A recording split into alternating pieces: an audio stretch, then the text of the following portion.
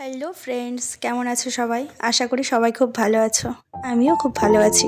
রুদ্র স্ট্যান্ডে সবাইকে অনেক অনেক ওয়েলকাম ও ভালোবাসা। তো দেখো, অনেক দিন পর আজকে একটা নতুন ভিডিও নিয়ে আসলাম তোমাদের সামনে। এই যে দেখছো, এটা হচ্ছে লেটুস শাক। কম বেশি অনেকেই চেনো। তো এই লেটুস শাকটাই কিভাবে রান্না করব সেটাই তোমাদের সাথে শেয়ার করব। তো তোমরা স্টেপ বাই স্টেপ দেখতে থাকো।